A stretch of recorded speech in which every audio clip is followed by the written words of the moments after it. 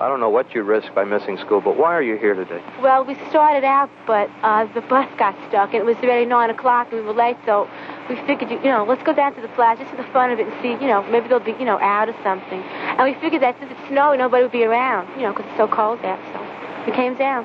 How long do you plan to stay here today? I have to go home because my mother, I have to go home about 15, 20 more minutes. Because we're not going to get in, that's obvious. Have you tried getting in the hotel? No, but I know 2 other girls that did, and they made it all the way up to the 12th floor, and then one of the policemen got them and brought them all the way down again. There's no way you can possibly get in to see them. Will you keep trying while they're in town to get in to see them? Yes, we will. For Carnegie Hall, I haven't got any tickets, but I'm going to leave my house at 2 o'clock in the afternoon to try to get in. I don't have any tickets. They were all sold out when I called up. What would you do if one of them actually stopped on the way out from the hotel and started talking to you? I would talk back. I'd ask them, how they like America, what do they think of, American girls.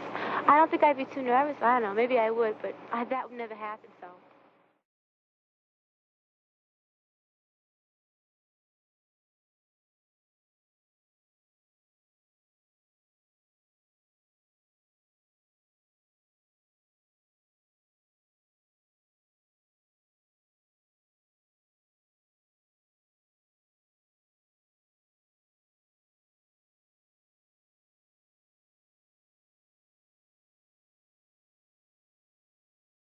About your appearance at Carnegie Hall this week, the center of musical culture. Well, a bit nervous, but not too much. We just hope we go down because we're on with a lot of Americans, so we hope they like us. What have you done in New York, and what do you hope to see while you're here? What can you say? Well, we've been out to a couple of clubs, rock clubs mainly, because we just like listening to rock when we're not working anyway. And we're hoping some of our favourite artists will come up, but they're all out on the road or something. They're not here. Who is your favorite artist, American artist? Well, there's a lot, Marvin Gaye, Miracles, all, Mary Wells. Those. Psychiatrist in Seattle saying that you are a menace, you bring out the destructive instincts in teenagers, and you ought to be banned. A psychiatrist in Seattle said they are a menace to teenagers and bring out destructive... He must have been sick. Not the way, George.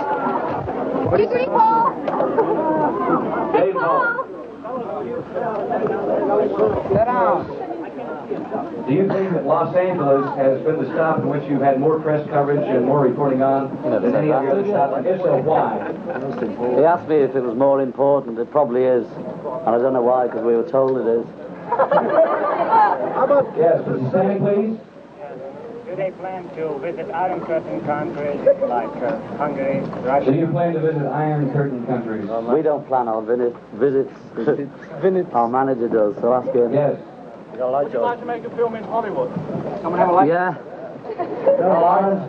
We don't mind, but we make the film where the film company thinks is suitable and cheaper. Lady back there has a question. What movie actors would you like to meet in Hollywood? Paul Newman. Paul Newman. What movie actresses? Jane Mansfield. Yes, sir. Paul, you guys plan to date while you're in L.A.? Well, see you around about 9 then. John. Any of you fellows athletes? And what is your favorite sport? No. Any of us are athletes, no. And we don't particularly like any sport except swimming. Yes, there's a question in the back. Could you speak up? We can't hear you.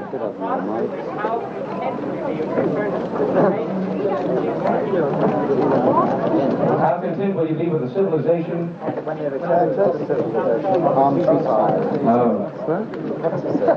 The comedian. What did he say? How was that drive-in from the airport? Very good. One of the best, actually. What do you mean by one of the best? Well, it was well organized with the police, Yeah, but you had a rough time coming through that King Edward Hotel. Oh, that was a bit rough, but it was okay, I understand you lost a tie clip. No, I didn't. Someone made that up. I didn't even have a tie on. You know, there was a young lady back here a little while ago asking me how often you chaps wash your hair. Once a week, twice, any time. It's like when we get a cut, there's no set time. Paul? Yes. I think your name is Paul, right? Yes. Paul.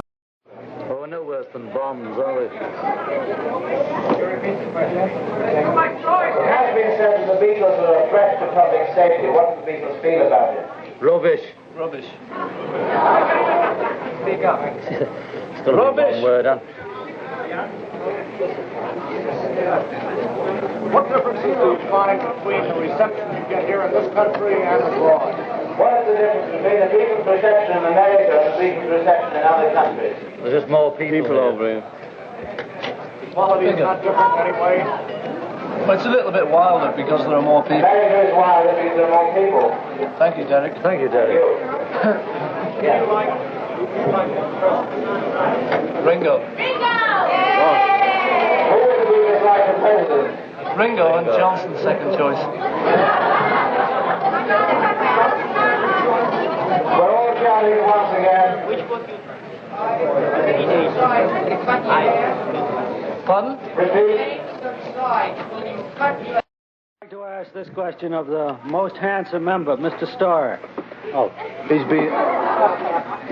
Mr. Starr, what do you think your basic appeal is to the younger generation? Don't know. Liveliness. You know, maybe my smile. Down here. Next to Dave. Yes, I'd like to pose this question to Paul, if I may. We're all as important as each other, Dave. Yeah. Let's face it, Dave. Would you consider... Hi, Dave. Would you consider... Here again, Dave. This, yes, I'm always everywhere. Would you consider the Hollywood Bowl, the most important part of your tour this year, or for any year, that matter? No, Dave, no.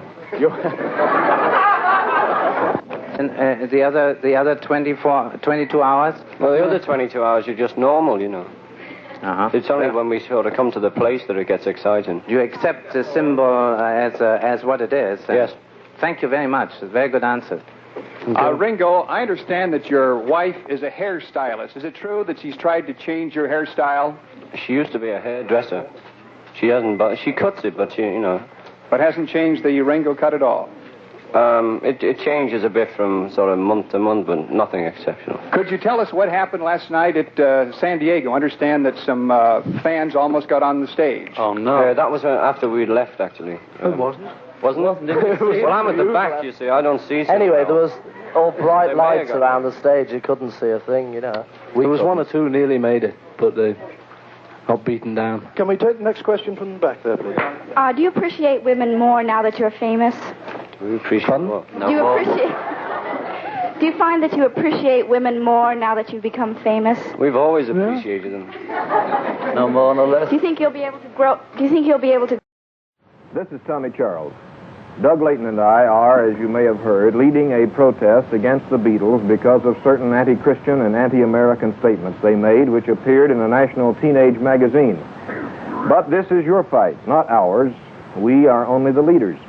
If you, as an American teenager, are offended by statements from a group of foreign singers which strike at the very basis of our existence as God-fearing, patriotic citizens, then we urge you to take your Beatle records, pictures, and souvenirs to the pickup points about to be named, and on the night of the Beatles' appearance in Memphis, August 19th, they will be destroyed in a huge public bonfire at a place to be named soon.